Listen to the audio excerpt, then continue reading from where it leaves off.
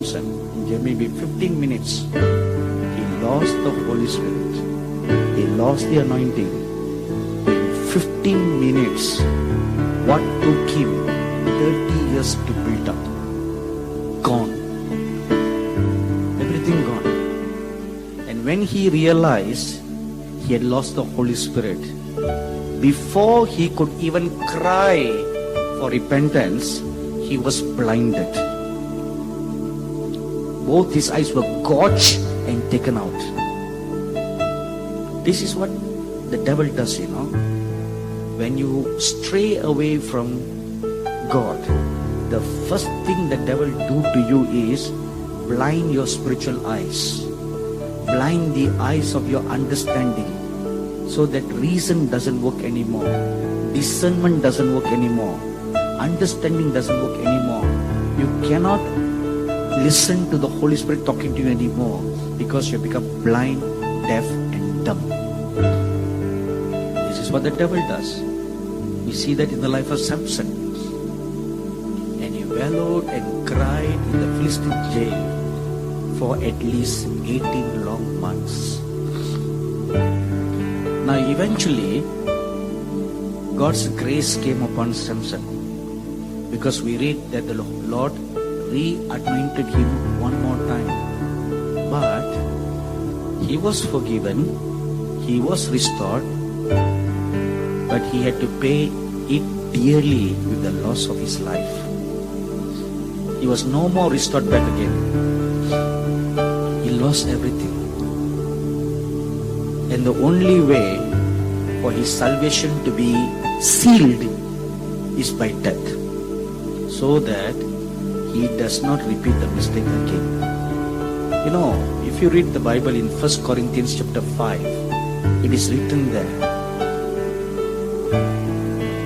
The Apostle Paul was taken in the Spirit to the Corinthian church, and he saw some people sinning, and he says he committed them into the hands of Satan for the destruction of the flesh, so that their soul can be saved.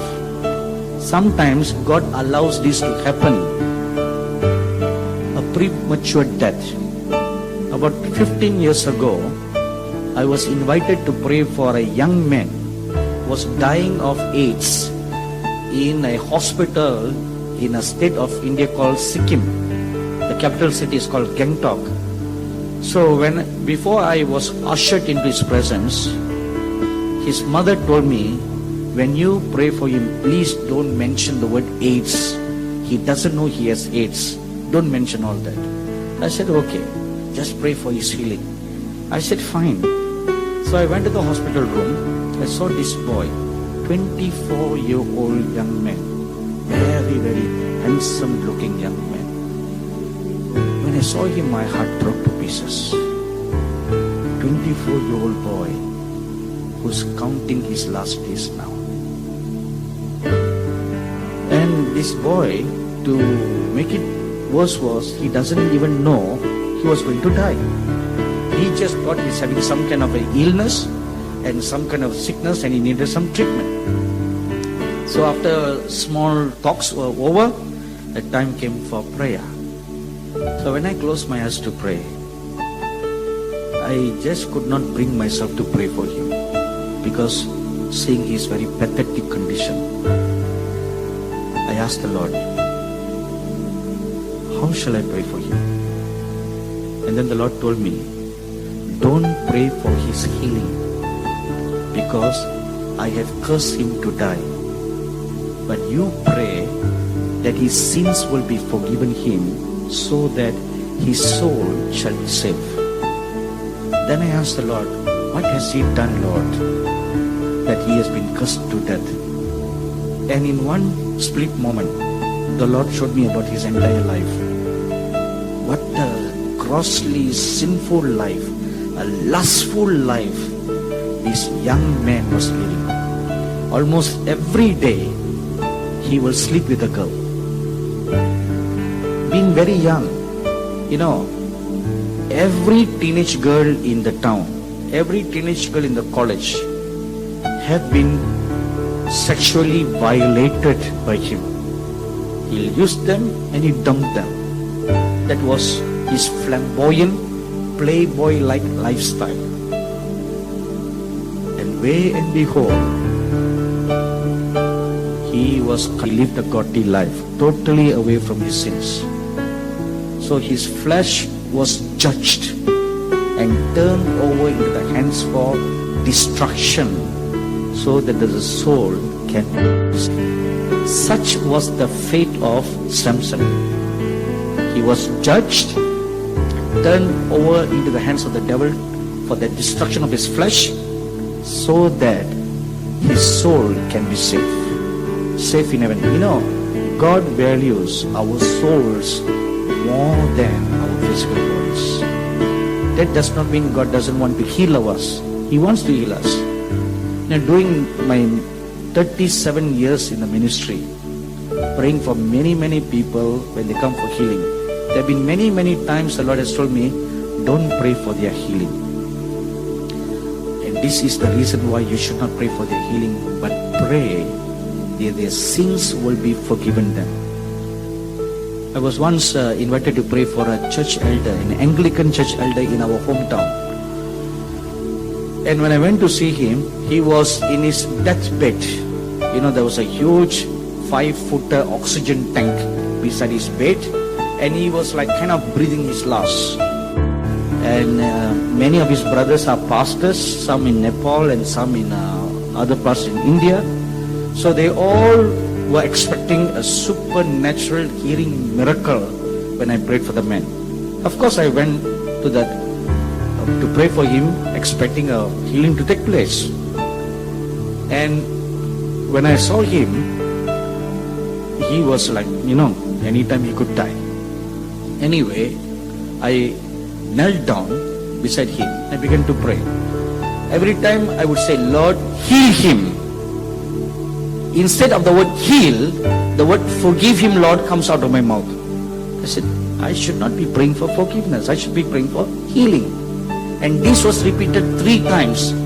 No matter how hard I tried to control every vocabulary word that I would speak, even in slow motion. When I come to the word heal, the word forgive comes out of my mouth. So I was wondering, why is it that the word forgive is coming out of my mouth when I should be praying healing for this man? And then I asked the Holy Spirit, what is the problem here, Lord? And the Holy Spirit showed me his life. Though he is a church elder, he is the most sinful man in our town and the greatest troublemaker to the church pastor. For every good thing the pastor does, he will be the first person to oppose the pastor. And he had an opposite camp, like your Labour Party and Conservative Party. 2 camps in the church. And he was always will be opposing the pastor. And besides that, all kinds of lustful, sinful habits he was practicing. Drinking, smoking, all kinds of stuff. And now his entire body has been destroyed. So the Holy Spirit told me, don't pray for his healing. It's too late now. I'm going to judge him. So you pray for his forgiveness, so that his soul can be saved. And I began to pray for the man. And eventually, he died peacefully. But the soul has been saved. If it would not have been a big problem for God to do an instantaneous healing miracle for that man. But what will be their life after that? God sees the end from the beginning. The end should not be worse than the beginning. If it is worse from the beginning, then you lose everything. You won't get a second chance. So to save us, sometimes the Lord allows the destruction of the flesh to take place. Thirdly, a church that has forgotten God. What will be the consequences? What will be the result that will happen to a church that has forgotten or turned her back against God? A very classic good example can be said of the church of Laodicea. in Revelation chapter 3, verses 14 to 19. Now that is the last of the 7 churches that you read in Revelation chapter 2 and chapter 3. And the Lord Jesus Christ looked at the church and he said, I know your works, I know what you are made of. And he did not have any commendation or any compliments to give to this church. Whereas all the other first 6 churches, though they were at fault, at least there was some good thing in them for the Lord to compliment them. But the Laodicean church was not complimented. The reason is because Revelation chapter 3 verses 15 to 17 tells us she was following after vanity. She was very rich. She had all the goods. She had everything that she could have for. So why do you need God? Why pursue after God when you have everything that money can buy? Now let me give you a very good classic example of an incident that I personally witnessed that will confirm this thing. In 1991, I met a family in the US. They had a son, and that boy, when he was born, had heart problem. He had 4 holes in his heart, and in the first 3 or 4 months of his birth, he had to go through 4 major heart surgeries. And the doctors told the parents, this boy may not live longer than 7 months. This boy's grandparents are very godly people. I was staying with them in their house, and through their prayers, this boy lived past the 7th month, and by that time when I met the boy, he was 17 months old. Now, to make a long story short, suddenly one day, he just died when he was 17 months old. So the whole family was devastated, shocked. I had the unfortunate experience of attending the funeral of this little boy. That was the first time in my life I've ever seen a 17-month-old toddler totally lifeless and dead. That's the first time I ever touched a dead body in my hands. How hard and how cold the body was. So the funeral service finished, and after that everybody gathered in the family's home to have tea and to have sandwich and biscuits. And the mother was sitting in one corner, young couple. She was weeping and crying. You know, when this boy died, the very first minute when he died, before the parents, the mother called the ambulance, she called me. And she said, please pray. Now my son has turned all blue over. So I assured her, my dear daughter, don't worry, I'll pray. And as I was praying, an angel appeared in my house carrying the boy in his hand. So I looked at the angel and asked him, why are you carrying that boy? You are not supposed to carry the boy. Because I knew that when the angel carried the boy, he was taking his spirit to heaven. So I debated the angel, you are not supposed to carry that boy. He should leave. And the angel looked at me and he just smiled and he said, his time has come and I'm taking him home. And soon after the angel disappeared, 5 minutes later, the mother called me to say the boy was totally dead. So anyway, after the funeral at their home, I consoled the mother by recounting this incident. I said, this is what I saw. So your son is safe in heaven.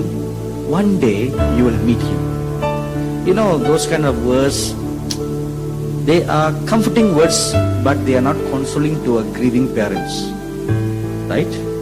And they are so broken and devastated. And before I left the house that day, I looked at the mother and the father and I told them, I will pray ardently for you. No, that was September of 91. Before the year ends, I'll pray and I'll ask the Lord to bless you so that you will conceive again. She looked at me and said, are you really sure? I said, this is a promise. I will pray for you very, very ardently. And saying that, I left, came back to India, and I prayed for the family.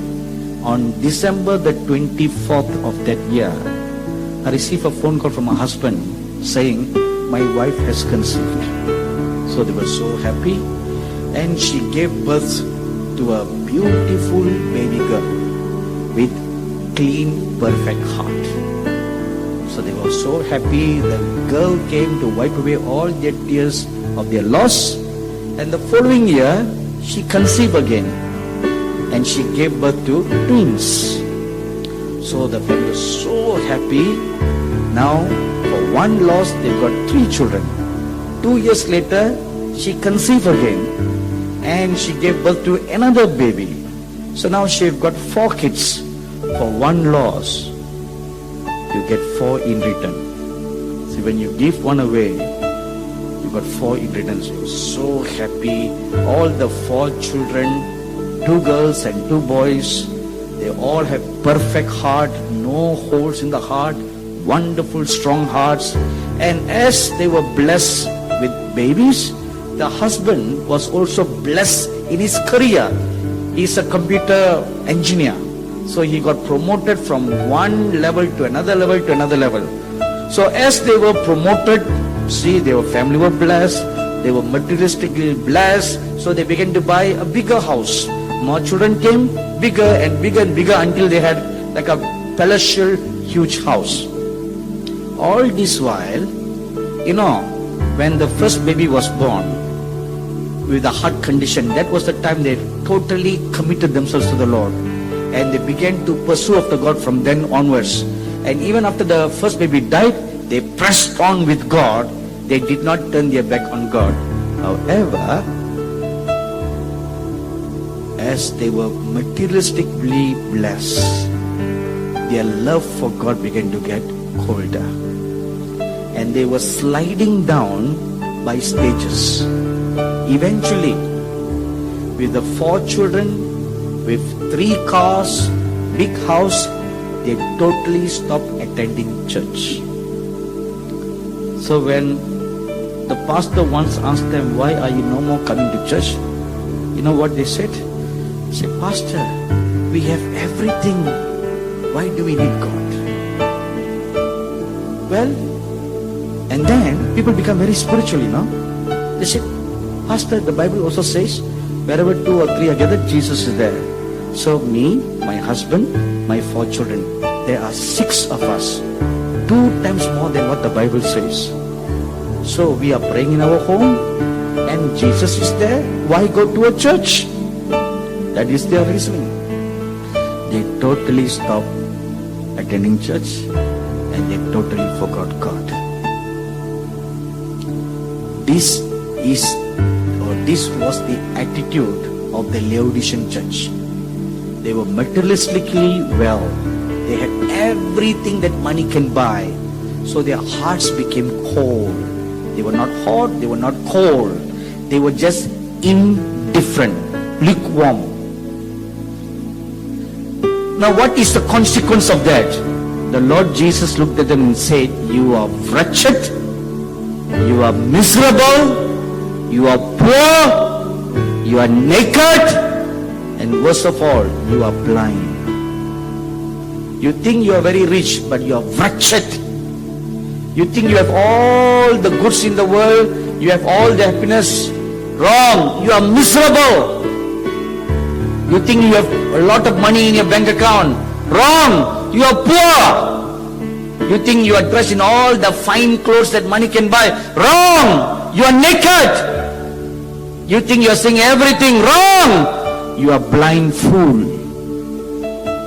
This was how the Lord Jesus assessed the Laodicean church.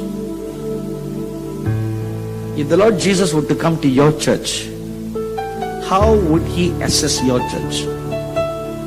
Like the church of Ephesus? or the church in Pergamon, Thyatira, Sardis, Smyrna, Philadelphia, or Laodicea? How will He judge your church? Or look at you as an individual.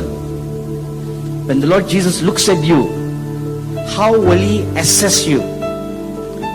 As someone who is madly in love with the Lord and following Him with all your heart, with all your soul, with all your strength, or someone who's just merely practicing religion? How will He assess you? You know what is merely practicing religion? We don't even carry our Bibles to the church, because the church projectionist is projecting all the scriptures on the wall. Why carry a Bible? Logical? Isn't it logical? Why carry the Bible heavy weight, Let's lose some weight. Because they are showing the scriptures anyway. Why turn the scriptures when you don't even know where is Revelation chapter 25? Right? There was once in a church, I asked them, please turn your Bible to the Revelation chapter 25. Everybody with Bibles, looking for chapter 25. And then when they found out there was only chapter 22, they said, sir, there's no chapter 25. I told them, oh my God, there's a misprint in your Bible. They said, oh really?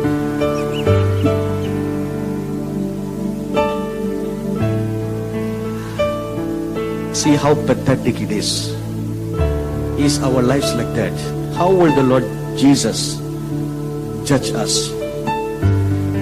My dearly beloved brothers and sisters, this evening, as I was waiting on God, this is the counsel the Lord gave you. What should you do? What should the church in Great Britain do? 7 things. The Lord is calling you to do 7 things. He's calling you back to Himself. Come back. The proponents for leaving the EU says we should be our own. We should stand our own 2 feet. We should be ourselves. So what they were actually doing is calling the nation back from the clutches of the EU back to our own identity. It is so prophetic, Whatever has happened in your nation is very, very prophetic to what God is calling you. So what God is calling you is what has happened in your nation these past few days. So God is calling you back. 7 things you should do. Number 1, come back to your first love. That's the first thing you should do. Analyze your heart. How is your love attitude with the Lord Jesus? Has it increased or has it slided down from the day that you were saved till today? How much have you grown or how much have you backslided?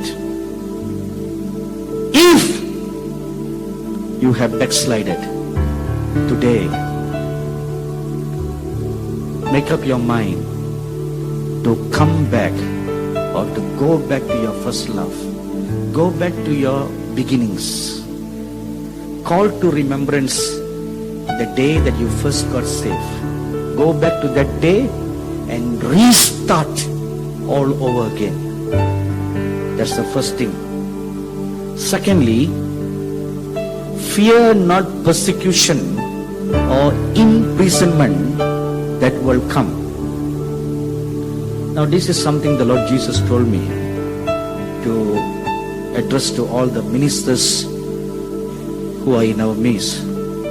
There will be laws enacted in this country to persecute and to imprison church and church leaders. Laws will be designed, laws will be enacted to do that. And God is saying to you, fear not the persecution, fear not the imprisonment. Be faithful even unto death. Even if it means to lay down your life for the Lord, be faithful even unto death. You know, in Revelation chapter 6, verses 9 to 11 says, when the fifth seal was opened, the Apostle John saw many martyred souls who were crying out to God. And the Lord came and consoled them, and He said, just be patient a little while longer, for more of your brethren are also going to be martyred. For the number of martyrs needs to be fulfilled. Till then, be patient. Just rest a while.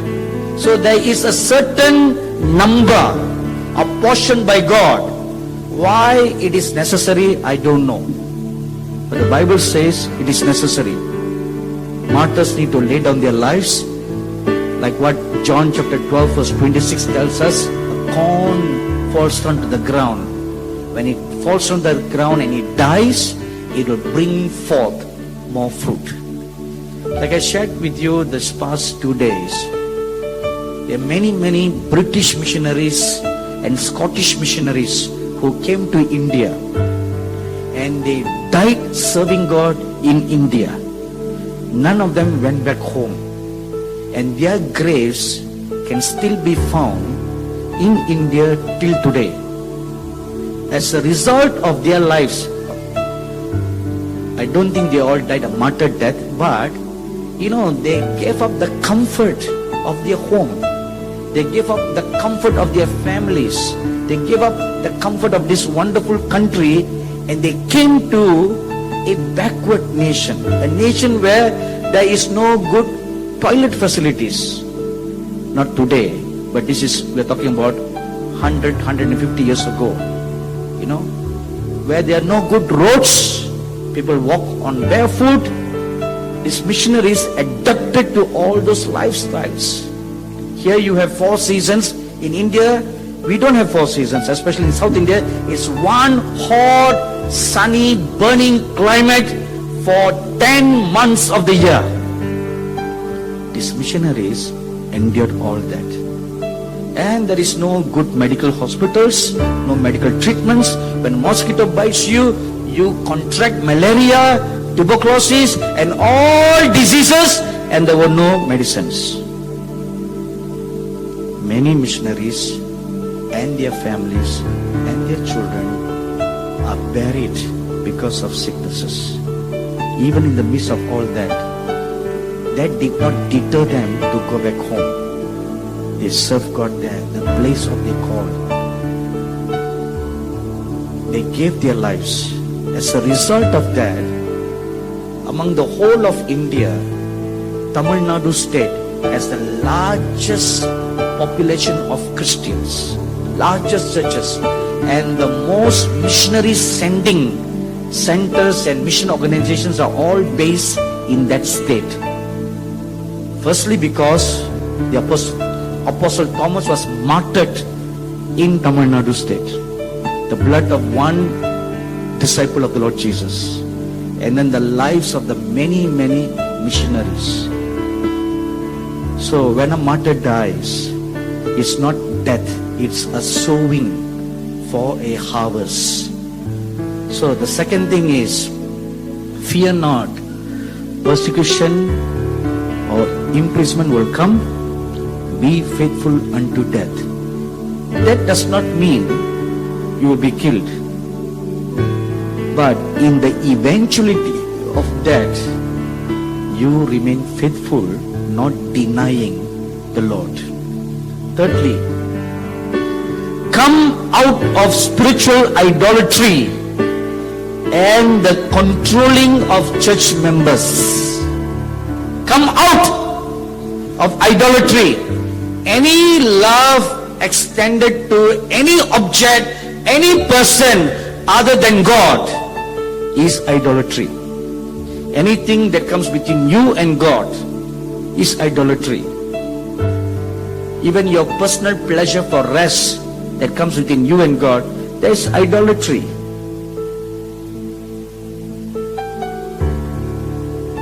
and the controlling of church members, the doctrine of Nicolaitans, that should be cut loose. Church pastors don't own the church members. No pastor has any right to say, my sheep. All believers are the sheep of the Lord Jesus Christ. Because only the Lord Jesus Christ is the great shepherd, the bishop of our souls. All we, like sheep, have gone astray, and the great shepherd came to bring us back to himself. So he is our shepherd. Every pastor is a custodian of the church. You have to tend to the flock, you have to feed the flock, but we have no right to control the flock. So that is what was practiced in the past, which was what the Lord was against. So in these last days, we cannot do that, because the Spirit of God is going to be poured out upon all flesh. Joel chapter 2 verse 28 says, upon your children, upon your youths, upon the senior citizens, upon the ministers of God, when the Holy Ghost full power is poured out upon the little children, are we going to stop our little children from prophesying? Do you know that that's exactly what the Pharisees and Sadducees did?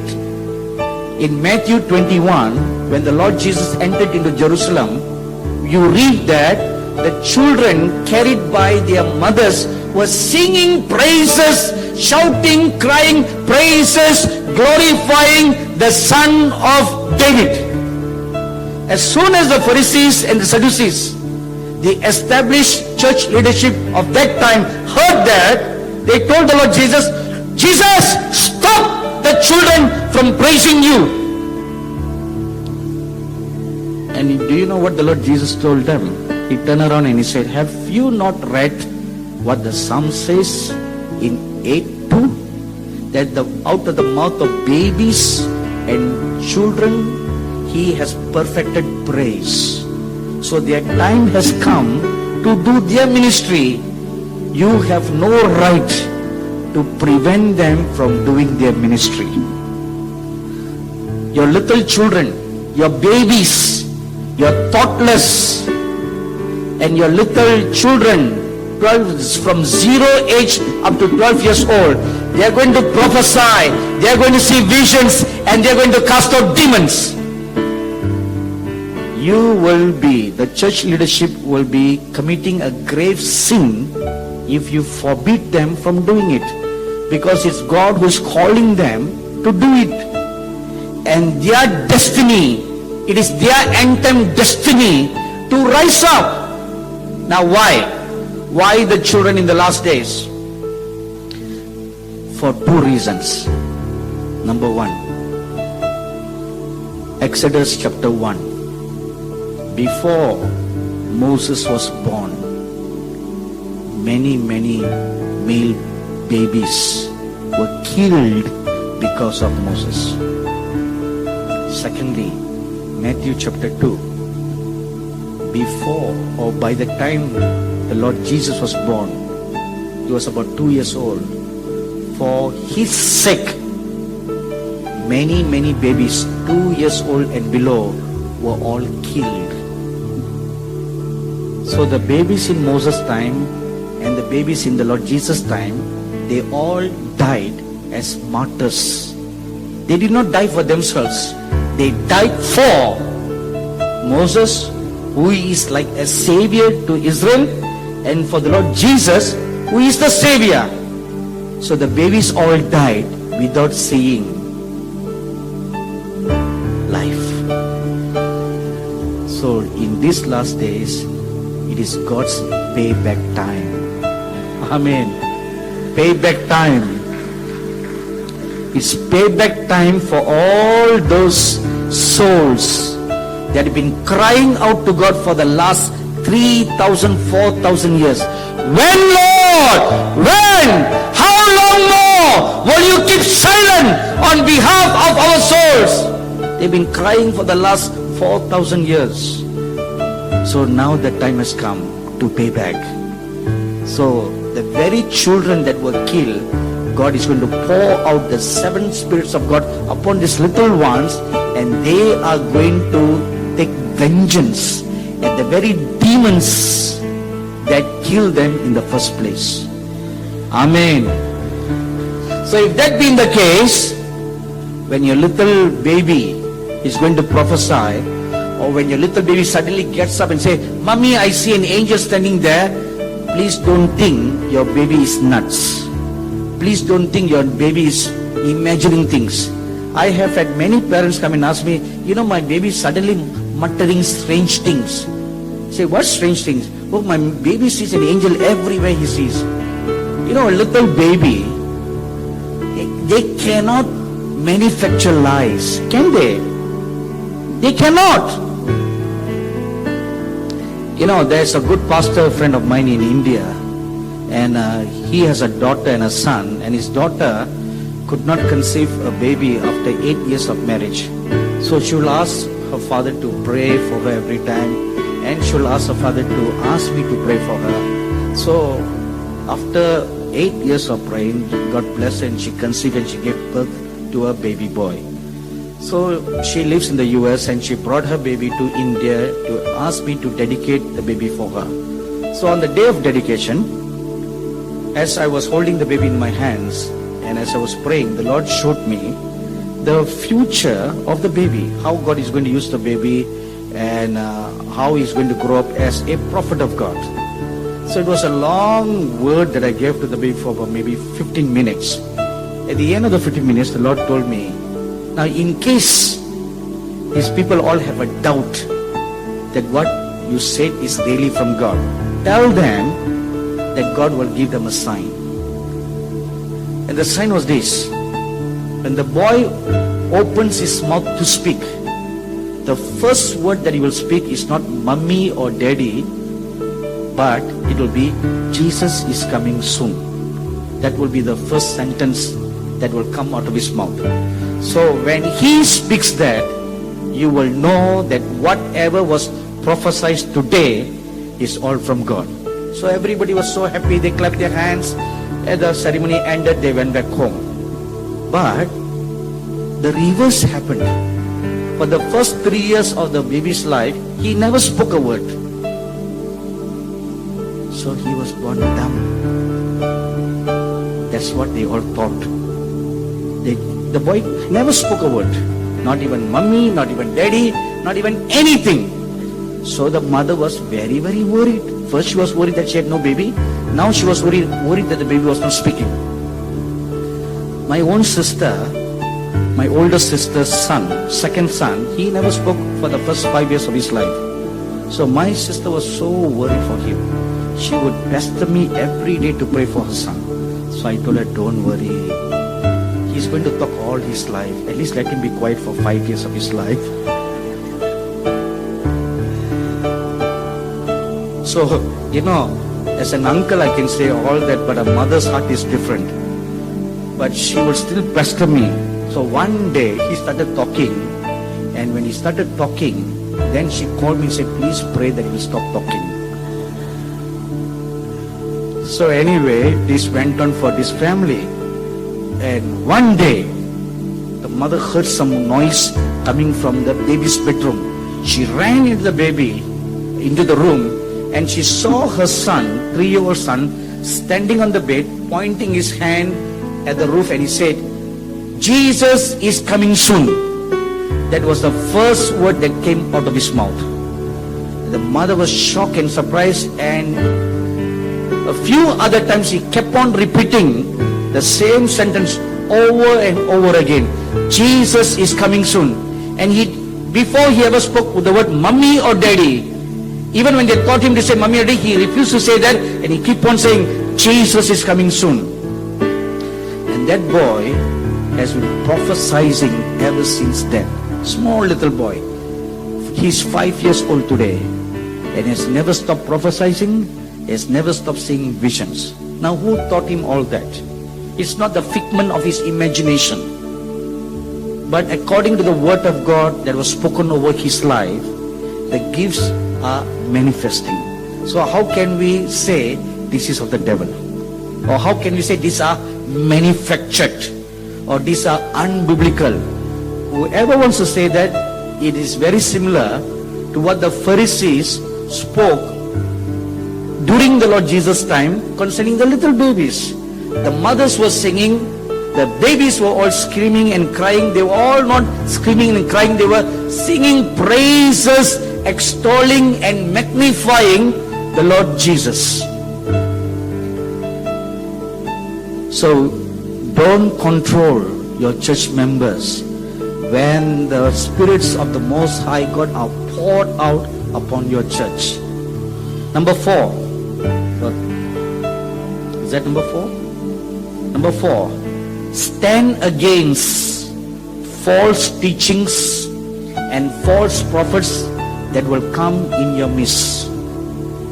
One of the signs of the last days that the Lord Jesus told us in Matthew chapter 24 is deception that will come through false prophets and false teachers. So the 4th point is stand against false teachings and false prophets that will come. Number 5, strengthen your faith. Now this applies to everybody. Strengthen your faith. Strengthen the things that are weak. Strengthen the things that will last for eternity. The only thing that will last for eternity is your faith. So strengthen your faith in good times. When times of persecution comes, you will not be able to attend a conference like this. You may not even be able to attend your regular church meetings. This Bible may even be confiscated from you. You know, this is what happened in Russia and China. When you are deprived of all that, all Christian radio, all Christian TV stations barred, all internet access barred, what are you going to do? You know, in nations like Iran, in China, they bar Christian websites. Although not all, many. So the Christians in those nations have no access to any Christian materials on the internet. So when that happens, what are you going to do? So strengthen the things, strengthen your faith today, so that when that comes, you will be strong, you will be bold. Number 6, guard your salvation. Because during times of persecution, you will be tempted to give up your faith. You will be tempted. So guard your salvation so that you will endure till the end. Number 7, re-establish your dependence on God. This was the problem in the Laodicea church. They had everything. They stopped depending on God. They depended on their own selves. You cast that away and re-establish your dependence on God. Now these are the 7 things that you need to do to get back to God. In conclusion, let me answer the question about your present referendum. Now on the 19th of June, now this was 4 days before this nation went for the referendum, the 19th of June. Now till then, I do not know all the complexities or the politics of Brexit. I only heard of the name Brexit. Every now and then it pops up on the internet, every now and then it pops up in the newspaper. So all my knowledge about Brexit is a referendum the nation is going to. Why they are going, I didn't know. Or I didn't bother to know. But on the 19th of June, when I was waiting on God, when the Lord gave me this word that I should bring to you during this conference, and this was what the Lord said about Brexit. He said, the exit from EU is what is already written in Daniel chapter 7 and chapter 8. It's written in the scriptures thousands of years ago before you went to the polls on June the 23rd. The decision that you made to exit is already written in the Bible. When they exit the EU, they will be chastised by my love and restored back to my glory.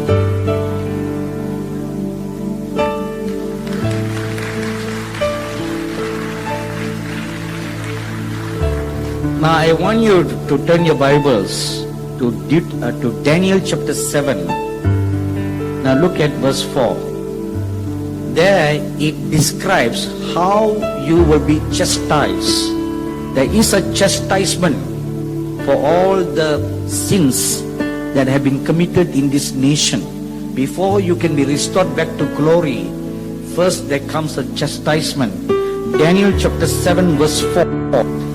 The first, now the series of visions that the prophet Daniel saw, the first was like a lion and had eagle's wings, and I beheld till its wings were plucked, and it was lifted up from the earth and made stand upon the feet as a man. Now, although this spoke of the nation of Babylon in history, concerning the end times, it speaks about the Great Britain. Now, the symbol of Great Britain is a lion. And there you see this lion has eagle's wings. During the great and mighty days of Great Britain, it is said the sun never sets in the British Empire, right? So vast, you lifted up wings like an eagle and flew across, conquering land after land after land. So this is your history. Now when you're chastised, your wings are plucked. Now with all this threat of boycott that is coming from EU, that you'll be out of this, you'll be out of that, all these threatenings and all the scare that's coming, is what is written here. The wings are plucked, and it will be lifted up from the earth and made to stand upon the feet as a man. Now you stand on your own feet, right? When you do that, now look at the next part.